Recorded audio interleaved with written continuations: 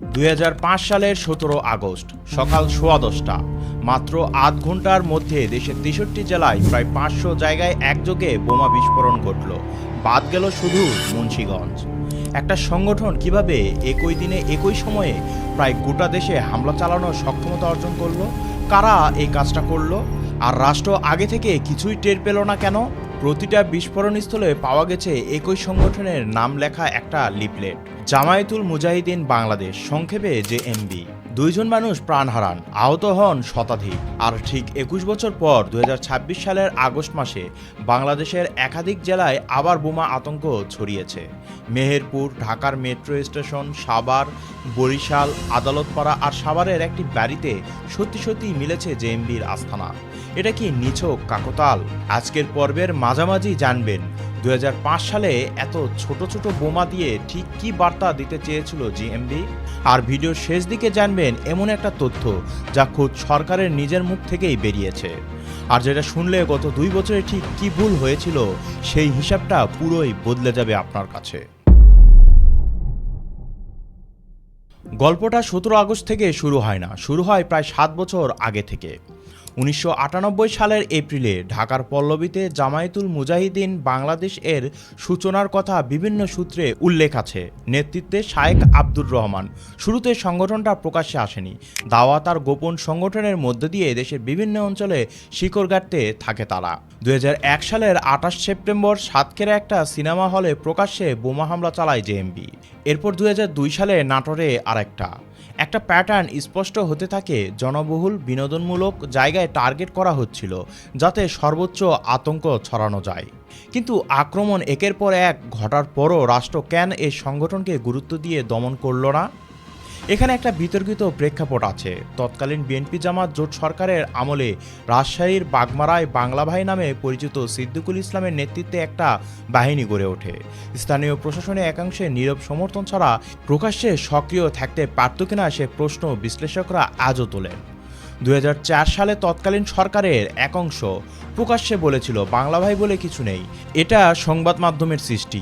এই মন্তব্য পরে ব্যাপক সমালোচিত হয়, কারণ পরবর্তী ঘটনাপ্রবাহ ভিন্ন কথা বলেছিল। আর ঠিক এই অস্বীকারের সুযোগেই জেএমবি তাদের সবচেয়ে বড় পরিকল্পনার দিকে এগোতে থাকে। কিন্তু একটা তথ্য এখানে না বললেই নয়। 63 জেলায় একযোগে হামলা চালানোর মতন একটা নেটওয়ার্ক দাঁড় করাতে জেএমবির লেগেছিল বছরের পর বছরের নীরব প্রস্তুতি। অথচ এই পুরো সময়টা রাষ্ট্রের কোনো গোয়েন্দা রিপোর্টে এর আজ পর্যন্ত পাওয়া যায়নি। প্রশ্নটা হলো কেন? 2003 থেকে 2005 সালের মধ্যে জেএমবির হামলা বাড়তে থাকে। আদালত চত্বর, এনজিও অফিস, সাংস্কৃতিক অনুষ্ঠান, একের পর এক টার্গেট। ততদিনে সংগঠনটা এমন একটা কাঠামো তৈরি করে ফেলেছিল যেটা কেন্দ্রীয়ভাবে পরিচালিত অথচ ছড়িয়েছিল সারা দেশে।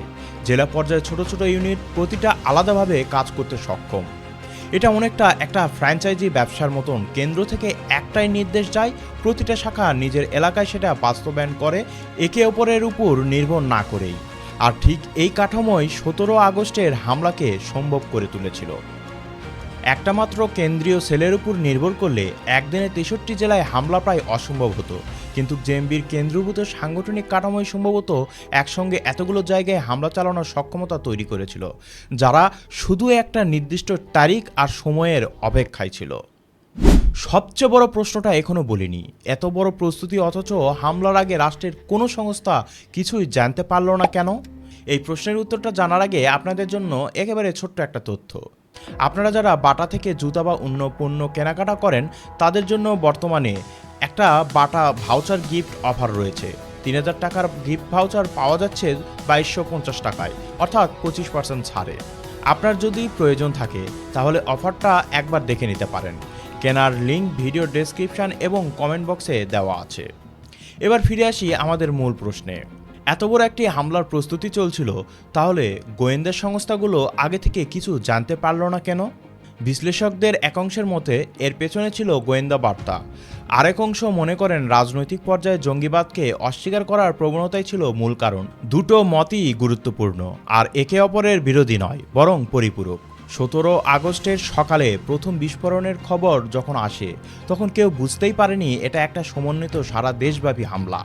বেলা 10:15 থেকে 11টার মধ্যে একে একে খবর আসতে শুরু করে ঢাকা, চট্টগ্রাম, রাজশাহী, খুলনা, বরিশাল, সিলেট, ময়মনসিংহ একই সময়ে একই কায়দায় বোমা ফাটছে। আদালত চত্বর, সরকারি অফিস, প্রেস ক্লাব, প্রতিটা বোমা ছিল স্বল্প ক্ষমতার দেশীয়ভাবে তৈরি টাইম বোমা। উদ্দেশ্য বিশাল প্রাণহানি ছিল না, বরং একটা বার্তা দেওয়া, রাষ্ট্রের যে কোনো জায়গায় পৌঁছাতে পারে তারা একই মুহূর্তে। এখানেই সবচেয়ে গুরুত্বপূর্ণ প্রশ্নের উত্তর, কেন এত ছোট ছোট বোমা অথচ এত বিশাল ব্যাপ্তি? বিশ্লেষকদের মধ্যে জেএমবির লক্ষ্য ছিল সক্ষমতা প্রদর্শন, প্রমাণ করতে চেয়েছিল তাদের নেটওয়ার্ক সারা দেশে বিস্তৃত। প্রতিটা স্থানে পাওয়া লিফলেটে লেখা ছিল একটাই বার্তা, মানবরচিত আইন প্রত্যাখ্যান করে ধর্মীয় আইন প্রতিষ্ঠার আহ্বান। হামলার পরপরই তৎকালীন সরকার প্রথমে বিষয়টাকে খাটো করে দেখানোর চেষ্টা করেছিল বলে অভিযোগ ওঠে। তবে চাপ বাড়তে থাকায় দ্রুতই ব্যাপক ধরপাকড়াও শুরু হয়। 2006 সালে 2 মার্চ সিলেট থেকে গ্রেপ্তার হন জেএমবির প্রতিষ্ঠাতা শায়েখ আব্দুর রহমান। 4 দিন পর ময়মনসিংহ থেকে ধরা পড়েন বাংলা ভাই সিদ্দিকুল ইসলাম। তবে এখানে একটা বিতর্কও ছিল। আওয়ামী লীগের একজন তৎকালীন নেতা প্রকাশ্যে অভিযোগ করেছিলেন এই গ্রেপ্তার সরকারের সাজানো নাটক। জঙ্গিবাদ নিয়ে ক্রমবর্ধমান আন্তর্জাতিক চাপ সামাল দিতেই এই পদক্ষেপ। এটা কি প্রকৃত দমন অভিযান ছিল নাকি নিছক ভাবমূর্তির রক্ষার কৌশল? 2006 সালের 29শে মে ঝালকাঠির আদালত শায়েখ আব্দুর রহমান বাংলা ভাই সহ 7 জনকে মৃত্যুদণ্ড দেন 2 সহকারী বিচারককে হত্যার দায়ে। 2007 সালের 29 এবং 30 মার্চ 4টি কারাগারে 6 জনের ফাঁসি কার্যকর হয়। 2006 সালের পর জেএমবির শীর্ষ নেতৃত্বের অধ্যায়টা হয়তো শেষ হয়ে গিয়েছিল, কিন্তু বাংলাদেশের জঙ্গিবাদের গল্প সেখানেই শেষ হয়ে যায়নি। এই সময়ের জঙ্গিবাদ কিভাবে বিস্তার লাভ করেছিল, কিভাবে সংগঠনগুলো নিজেদের নেটওয়ার্ক তৈরি করেছিল, আর সেই সময়ে ঘটনাগুলো গণমাধ্যমে কিভাবে উঠে এসেছিল, এই সব বিষয়ে আরও বিস্তারিত জানতে চাইলে জঙ্গিবাদ ও গণমাধ্যম বইটি পড়ে দেখতে পারেন। বইটির লেখক জিয়াউল কবির সুমন। বইটির লিঙ্ক আমি ভিডিও ডেসক্রিপশন এবং কমেন্ট বক্সে দিয়ে দিয়েছি। ইতিহাসটা আরও গভীরভাবে জানতে আগ্রহী হলে বইটি পড়ে দেখতে পারেন। কিন্তু এখানেই আসল প্রশ্ন, শীর্ষ নেতাদের গ্রেপ্তার ও ফাঁসির কার্যকর হওয়ার পরও কি জঙ্গিবাদের শিকড় পুরোপুরি উপড়ে ফেলা গিয়েছিল, নাকি সংগঠনের নেতৃত্ব শেষ হলেও তাদের তৈরি করা নেটওয়ার্কের কিছু অংশ নীরবে টিকেছিল? 17 আগস্টের ঘটনায় সারা দেশে 159টি মামলা হয়েছিল।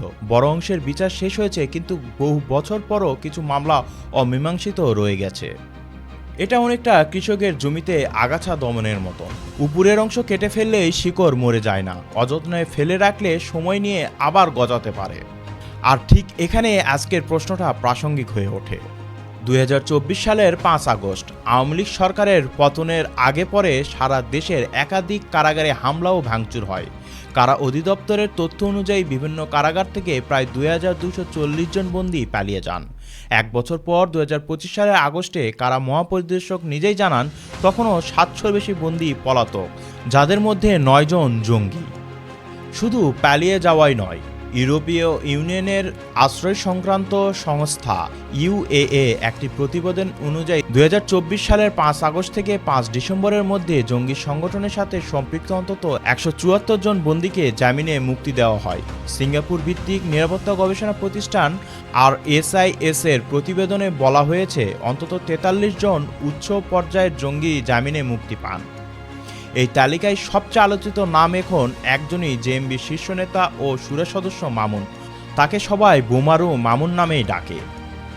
2017 সালে উত্তরা থেকে গ্রেপ্তার হয়েছিল এই মামুন। তখন নব্য জেএমবির শীর্ষস্থানীয় নেতা হিসেবে ডিএমপির counter terrorism and transnational crime ইউনিটের যুগ্ম কমিশনার মুন্সি শাহাবুদ্দিন সংবাদ মাধ্যমকে জানিয়েছেন, 2024 সালের 5 আগস্টের রাজনৈতিক পট পরিবর্তনের পর বিভিন্ন মামলায় দণ্ডপ্রাপ্ত বহু আলোচিত জঙ্গি সদস্য মুক্তি পান। তাদের অনেকেই সক্রিয় হয়ে নতুন সদস্য সংগ্রহ, অর্থায়ন আর বিস্ফোরক তৈরি সক্ষমতা বাড়াতে শুরু করেন। মামুনও তাদেরই একজন। এখানে একটা গুরুত্বপূর্ণ পার্থক্য আছে। আওয়ামী লীগ সরকারের সময় জঙ্গিবাদ নির্মূল হয়ে গিয়েছিল এমনটা বলা ঠিক হবে না, তবে দীর্ঘ সময় ধরে বড় ধরনের জঙ্গি হামলা নিয়ন্ত্রণ রাখা সম্ভব হয়েছিল। এখন প্রশ্ন হলো, 2024 সালের রাজনৈতিক পট পরিবর্তনের পর সেই নিরাপত্তা ব্যবস্থায় কোথায় দুর্বলতা তৈরি হয়েছে? 2026 সালের 11 আগস্ট রাতে সাভারের হেমায়েতপুরে সিটিটিসি একটা বাড়িতে অভিযান চালায়। ভেতরে পাওয়া যায় পাইপ বোমা, গান পাউডার, সাইনাইড আর বিপুল জেএমবির লিফলেট। গ্রেপ্তার হন সংগঠনের সক্রিয় সদস্য আরিফ, কিন্তু মামুন পালিয়ে যান।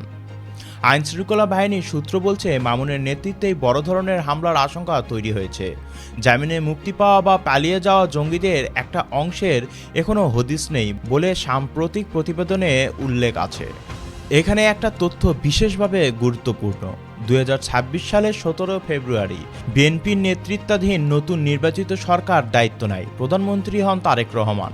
এর কয়েক মাস পর 28 এপ্রিল এক সংবাদ ব্রিফিংয়ে প্রধানমন্ত্রীর তথ্য উপদেষ্টা জাহিদুর রহমান নিজেই বলেন, আগের অন্তর্বর্তী সরকার জঙ্গিবাদ ইস্যুতে যথেষ্ট ছাড় দিয়েছিল, আর বর্তমান সরকার এ বিষয়ে কঠোর অবস্থানে থাকতে চায়। এটা কোনো বিরোধী দলের অভিযোগ না, এটা বর্তমান সরকারের নিজের মুখপাত্রের বক্তব্য। এর মানে এই না যে বর্তমান সরকার একেবারে নিষ্ক্রিয় বসে আছে। হেমায়েতপুরে অভিযান আর আরিফের গ্রেপ্তার দেখায় তদন্ত সংস্থাগুলো এই নেটওয়ার্ক খুঁজছে, কিন্তু সমালোচকদের একাংশ মনে করেন এই গতি যথেষ্ট নয়। 18 মাসে যে ক্ষতি হয়ে গেছে সেটা সারিয়ে তুলতে যতটা তৎপর থাকা দরকার ছিল নীতি নির্ধারক পর্যায়ে ও আইনশৃঙ্খলা বাহিনীর পক্ষ থেকে, ঠিক ততটা দেখা যায়নি বলে তাদের অভিযোগ। তাই প্রশ্নটা হলো, বিএনপি সরকার কি 2024 সালের পর তৈরি হওয়া এই নিরাপত্তা শূন্যতা পুরোপুরি কাটিয়ে উঠতে পারবে, নাকি এর সুযোগ নিয়ে জঙ্গি নেটওয়ার্ক আবারও সংগঠিত হওয়ার চেষ্টা করবে? তার মানে দাঁড়াচ্ছে, সাভারের ঘটনায় নিশ্চিতভাবে জেএমবি সংশ্লিষ্ট প্রমাণসহ বরিশালের ঘটনা এখনও অমীমাংসিত, আর বাকিগুলো নিছক আতঙ্ক। এই তিনটাকে গুলিয়ে ফেলাটাই সবচেয়ে বড় ভুল হবে। কিন্তু একটা বিষয় প্রামাণ্য নথিতে স্পষ্ট, 2024 সালের পর হাজার হাজার বন্দী পালিয়েছে বা জামিনে মুক্তি পেয়েছে, যাদের একাংশ সাজাপ্রাপ্ত জঙ্গি। তাদের মধ্যে অন্তত একজন বোমারু মামুন। আর সবচেয়ে বড় নিরাপত্তা উদ্বেগের নাম, ইতিহাস থেকে শেখার আছে একটাই বিষয়, যখন রাষ্ট্র জঙ্গিবাদের অস্তিত্বকে অস্বীকার করছে বা তাকে ছাড় দিয়েছে, ঠিক তার পরপরই বড় ধরনের হামলার আশঙ্কা তৈরি হয়েছে। 2001 থেকে 6 সালেও আর 2024-এর পরও। তাহলে কি দাঁড়ালো পুরো ঘটনায়? 2005 সালে জেএমবির 63 জেলায় একযোগে বোমা হামলা চালায়। 21 বছর পর 26 সালে সেই সংগঠনের অবশিষ্ট অংশ আবার সক্রিয় হওয়ায় প্রমাণ মিলছে। তখন ছিল রাজনৈতিক অস্বীকৃতি, এখন সরকারের নিজের ভাষায় জঙ্গিবাদ ইস্যুতে ছাড়। 2005 সালে বিকেন্দ্রীভূত সেল নেটওয়ার্ক, 2026 সালে মুক্তি পাওয়া পুরনো নেতাদের হাত ধরে পুনর্গঠন। তখন শায়েক আব্দুর রহমান আর বাংলা ভাই, আজ বোমারু মামুনের মতো নেতা, যিনি রাজনৈতিক পট পরিবর্তনের সুযোগে মুক্তি পেয়েছেন। জঙ্গিবাদ কোনো একবারের ঘটনা নয়, রাষ্ট্র ছাড় দিলেই এটা আবার মাথাচাড়া দিতে পারে। সমালোচকদের একাংশের মতে 2024 পরবর্তী নিরাপত্তা শূন্যতা কাটিয়ে উঠতে বিএনপি সরকার নীতি নির্ধারণ পর্যায়ে ও আইনশৃঙ্খলা বাহিনীর পক্ষ থেকে যথেষ্ট গতি দেখা যায়নি। ইতিহাসবিদরা প্রায়ই বলেন, একটা রাষ্ট্রের নিরাপত্তা তার সবচেয়ে শান্ত সময়ে সবচেয়ে বেশি পরীক্ষিত হয়, কারণ তখনই সতর্কতা শিথিল হওয়ার ঝুঁকি সবচেয়ে বেশি থাকে। 21 বছর আগে যে প্রশ্নটা রাষ্ট্র সময় মতন করেনি, আজ আবার সেই প্রশ্ন নতুন করে সামনে এসেছে। এবার উত্তরটা কি হবে সেটা আমরা এখনও জানি না। বোমারু মামুনের মতন মানুষ কিভাবে 2017 সালের একজন গ্রেপ্তার শীর্ষ নেতা থেকে 2026 সালে দেশের সবচেয়ে বড় নিরাপত্তা উদ্বেগ হয়ে উঠলেন? আপনার কি মনে হয়, এটা কি শুধুই একটা রাজনৈতিক পট পরিবর্তনের অনিবার্য মূল্য, নাকি সুনির্দিষ্ট দায়িত্বহীনতার ফল? কমেন্টে জানান। জনগণের নিরাপত্তার মূল দায়িত্ব পুলিশের, কিন্তু সেই পুলিশই যদি নীরব থাকে, ভয় পায়, তাহলে আপনার নিরাপত্তা কতটুকু নিশ্চিত হবে? পুলিশ কেন ভয় পাচ্ছে সে বিষয়ে বিস্তারিত জানতে আমাদের এই ভিডিওটি দেখতে পারেন। ভিডিওটি ভালো লাগলে অন্তত একজনকে শেয়ার করেন। নতুন হয়ে থাকলে অবশ্যই সাবস্ক্রাইব করে নেবেন। আজকে এই পর্যন্তই, তাহলে দেখা হচ্ছে নতুন কোনো ভিডিওতে, নতুন কোনো অ্যাঙ্গিকে। ততক্ষণ পর্যন্ত ভালো থাকবেন, সুস্থ থাকবেন। আল্লাহ হাফেজ। ধন্যবাদ।